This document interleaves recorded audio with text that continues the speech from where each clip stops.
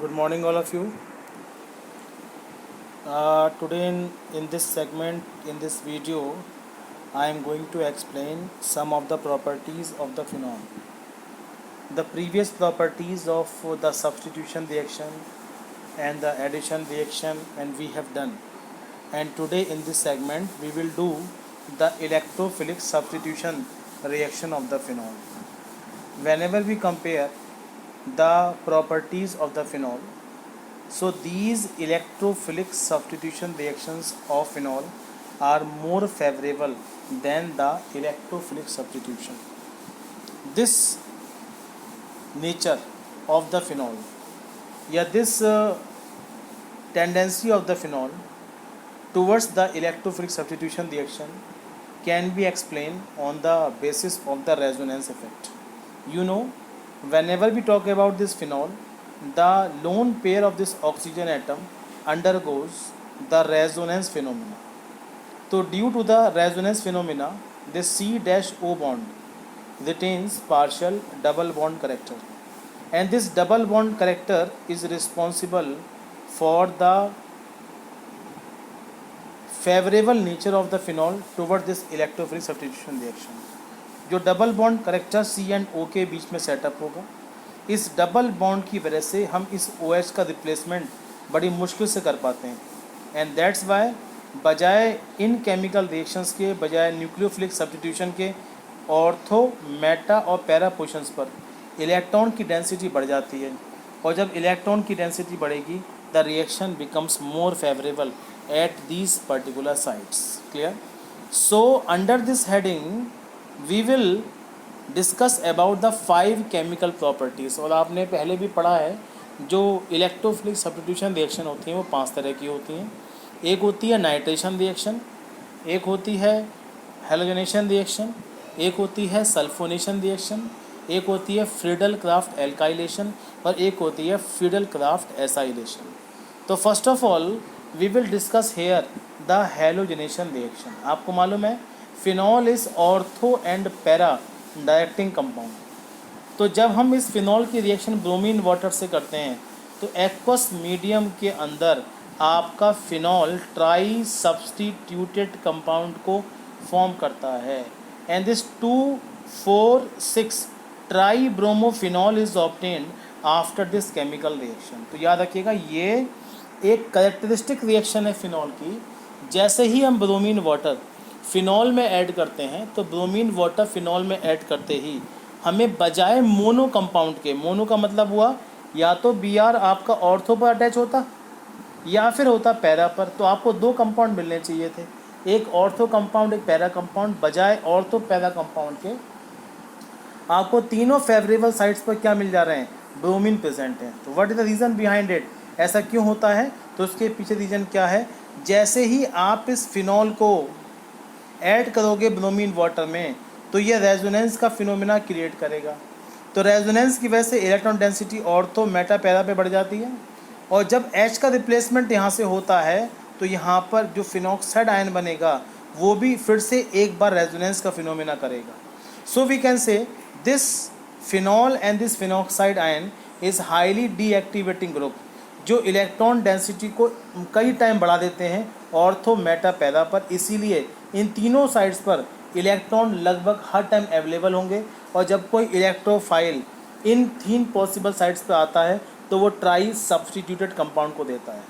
जैसे ही रिएक्शंस के अंदर 2,4,6 ट्राई ब्रोमोफिनॉल बनेगा तो आपका वाइट प्रेसिपिटेट बन जाएगा. तो अगर आप फिनॉल की टेस्टिंग करना चाहते हो, को गिवन कंपाउंड एरोमेटिक है, एलिफेटिक एल्कोहल है या एरोमेटिक एल्कोहल है, मतलब फिनॉल है, उसकी टेस्टिंग के लिए ये रिएक्शन एक कैरेक्टरिस्टिक रिएक्शन काउंट होती है.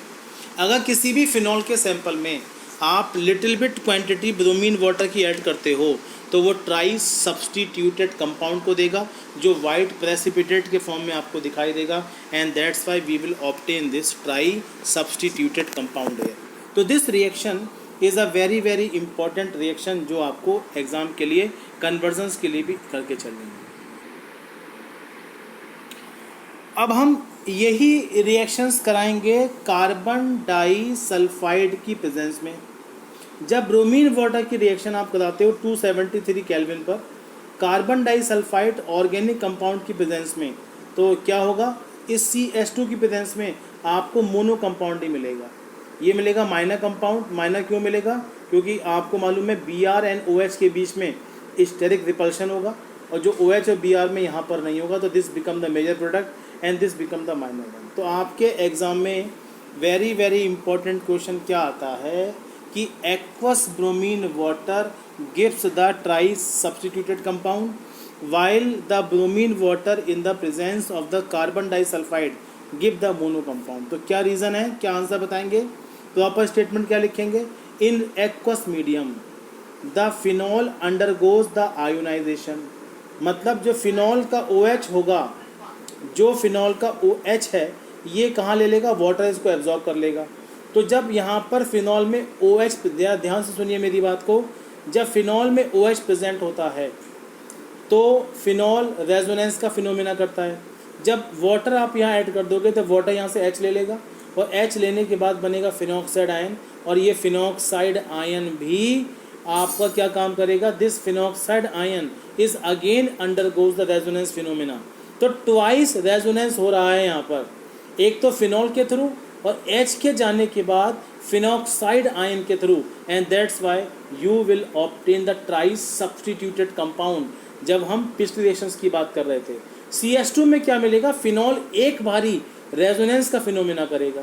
CH2 की प्रेजेंस में यहाँ से H अलग नहीं होगा, और जब H की शिफ्टिंग यहाँ से नहीं होगी तो रेजोनेंस स्लो हो जाएगा और हमें मोनो कंपाउंड मिल जाता है। तो this condition, this part you have to remember, and this reaction is very very important in the board examinations. Many times this question comes in a form of the reasoning question कि why the bromine water with phenol give the trice substituted compound while in case of the carbon disulfide it gives the mono compound. Justify your answer and you have to explain the reason for this. अब जो next reaction आती है उसका नाम है sulphonation reaction. What is sulphonation? The chemical reaction in which the benzene undergoes undergoes the reaction with the oleum or sometime in the presence of the H2SO4. तो in this segment what you will do, अगर मैंने सबसे पहले phenol को लिया, phenol की reactions कराई आपने H2SO4 में अप्रॉक्स 293 केल्विन पर, तो क्या मिलेगा आपका, loss of the water take place. इस फिनॉल की इस ऑर्थो पोजिशन से या पैरा पोजिशन से एक H लॉस हो जाएगा थ्रू दिस H2SO4 और HSO3 यहाँ जुड़ जाएगा, तो this become the major product the 2-फिनाइल सल्फोनिक एसिड। और H2SO4 के साथ अगर रिएक्शन 373 केल्विन पर आप कराते हो तो बजाय इस ऑर्थो कंपाउंड के पैरा कंपाउंड मिलेगा। तो दो कंपाउंड की प्रोबेबिलिटी हमेशा बनी रहती है, और आपको मालूम है this compound is thermodynamically stable due to less steric repulsion between this OH and this SO3H, while this compound is less thermodynamically stable due to more steric repulsion between this OH and SO3H. So this reaction known as the sulfonation reaction. तो by this reaction हमने electrophilic substitution में दो reaction bind up कर ली, एक आपकी halogenation और दूसरी मैंने आपकी बता दी सल्फोनेशन। अब हम कौन सी रिएक्शन लेंगे, and this reaction known as nitration. You know the nitration reaction always takes place in a presence of the freshly prepared nitric acid, and you know why the freshly prepared compound is required there, because मैं पहले भी कई बार discuss कर चुका हूँ, because the nitric acid plays in the left condition having traces of the nitric oxide, and that's why this HNO3 जो है आपका somewhat आपका नाइट्रो कंपाउंड को बनाएगा। तो सबसे पहले ध्यान से सुनिएगा, NaNO3 को लेंगे, साथ में ऐड करेंगे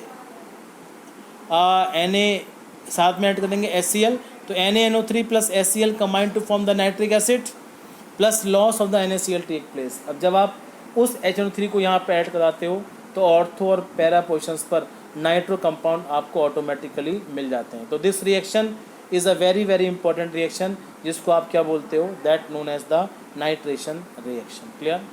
अब ऑर्थो और पैरा नाइट्रोफिनॉल दोनों कंपाउंड की प्रॉपर्टी में अंतर मिलेगा। Ortho nitrophenol is steam volatile while para nitrophenol is not. One reasoning questions you have to prepare. वैसे तो आप ये question last year chapter chemical bonding में कर चुके हो, टॉपिक हाइड्रोजन बॉन्डिंग के अंदर। Why the ortho nitrophenol is steam volatile और para nitrophenol is not steam volatile. या ऐसे कह दीजिएगा कि पैरा नाइट्रोफिनॉल का बॉइलिंग पॉइंट ज़्यादा होता है और ऑर्थो नाइट्रोफिनॉल का बॉइलिंग पॉइंट कम होता है। तो आपको साफ दिखाई दे रहा है चिलेशन की प्रॉपर्टी की वजह से ऑर्थो नाइट्रोफिनॉल जो है वो एक मोनो कंपाउंड बनाता है, वाइल पैरा नाइट्रो कंपाउंड ये डायमर सेटअप कर लेगा due to enormous H bonding between this H molecule. तो इसका बॉइलिंग पॉइंट ज़्यादा मिलेगा, इसका बॉइलिंग पॉइंट आपका कम मिलेगा, इसका बॉइलिंग पॉइंट आपका ज़्यादा हो जाएगा।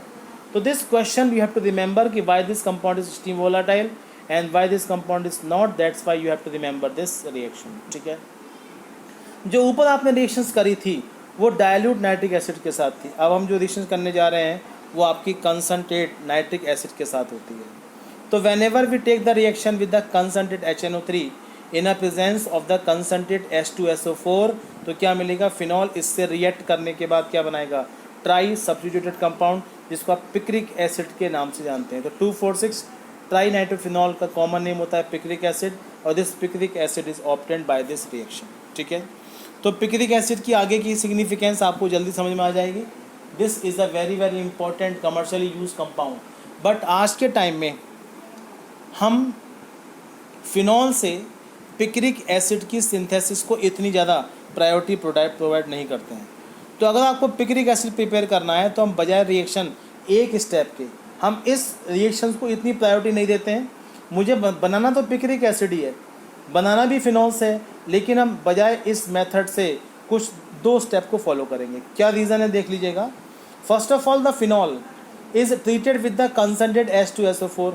तो बनाएगा क्या आपका, दिस इज ऑर्थो हाइड्रोक्सी या पैरा हाइड्रोक्सी सल्फोनिक एसिड, जिसका फर्दर कंसनट्रेट नाइट्रिक एसिड से आप रिएक्शंस कराओगे तो क्या मिल जाएगा, picric acid. This method gives the better yield, approx 90% picric acid आपको यहाँ मिलेगा। तो बजाय डायरेक्ट नाइट्रेशन से पहले हम सल्फोनेशन कराते हैं और सल्फोनेशंस के बाद हम फर्दर नाइट्रेशंस कराएंगे तो ज़्यादा क्वांटिटी में पिक्रिक एसिड मिल जाएगा।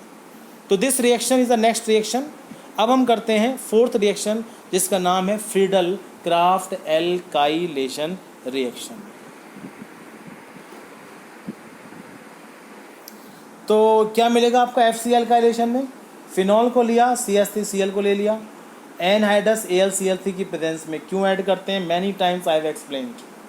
तो एनहाइड्रस AlCl3 जो कि लुईस एसिड है, जो कि Cl को यहाँ से रिप्लेस करने में हमारी हेल्प करेगा और मिथाइल इलेक्ट्रोफाइल को बनाएगा। तो दिस AlCl3 की प्रेजेंस में आपको ऑर्थो या पैरा कंपाउंड मिल जाएगा। Ortho compound give the more yield and para compound give the less yield, and this reaction known as Friedel-Crafts alkylation reaction। ठीक है, अब आता है next part, coupling reaction. Coupling का मतलब होता है कि जब दो रिएक्शन एक साथ ऐड की जाएं, तो कपलिंग में हम दो रिंग वाले कंपाउंड को एक साथ यूनाइट करेंगे। यूनाइट करने के लिए सबसे पहले जो मैंने कंपाउंड लिया है उसका नाम है benzene diazonium chloride. How this compound can be obtained, आपने पढ़ा है diazotization reaction. First of all aniline की रिएक्शन आप NaNO3 प्लस HCl से कराएंगे तो आपका बेंजीन डाईएजोनियम क्लोराइड बन जाता है।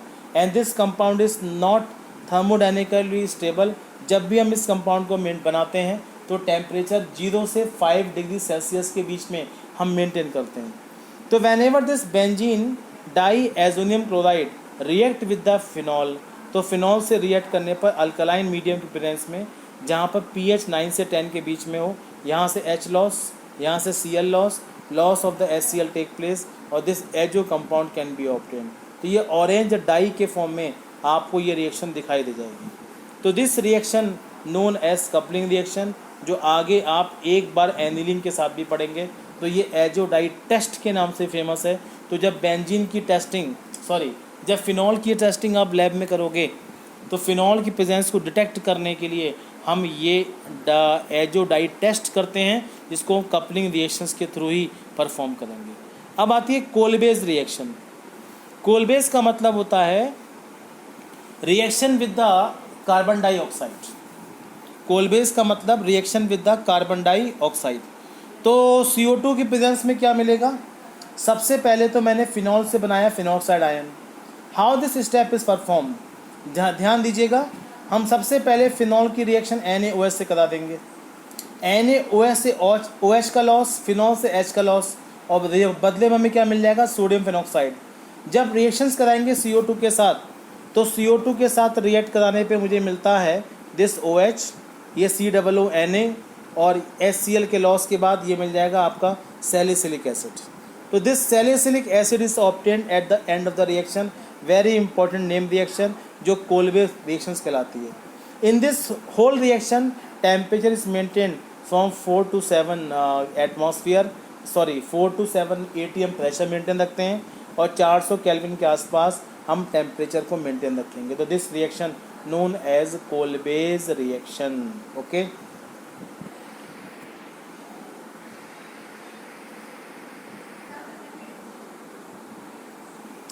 अब जो नेक्स्ट रिएक्शन है आपकी रीमर टीमन रिएक्शन, बड़ी इंपॉर्टेंट फेमस नेम रिएक्शन है।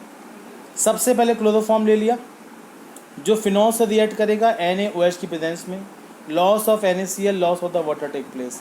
तो ये ONA और यहाँ पर आपका CaCl2 आ जाएगा, यहाँ से एक H लॉस हो जाएगा, CaCl2। फिर हम एक्सेस में NaOH को लेते हैं, तो यहाँ से एक Cl, दोनों Cl हट जाएंगे, और हटने के बाद दोनों पोजीशन किससे हो जाएंगे? ऑक्यूपाई, OH से। यहाँ से loss of the water take place, दोनों OH से एक वाटर लॉस हो जाएगा, तो ये बन जाएगा आपका एल्डिहाइड। और एल्डिहाइड के बाद हमारा काम है इस H को रिमूव करना, तो यहाँ पर मैं डायलूट HCl को ऐड कर दूंगा। तो डायलूट HCl को ऐड करने के बाद बन जाएगा सैलिसिल एल्डिहाइड। तो ortho hydroxy salicylaldehyde is obtained at the end of the reaction. This reaction known as this Reimer Tiemann reaction, very very important reaction. अगर मैंने यहाँ पर क्लोरोफॉर्म की जगह कार्बन टेट्राक्लोराइड लिया होता तो यहाँ पे मुझे लास्ट में क्या मिल जाता? COOH। तो this reaction is a separate name reaction जो आप अपने एग्जामिनेशंस के लिए प्रिपेयर करोगे। Thank you.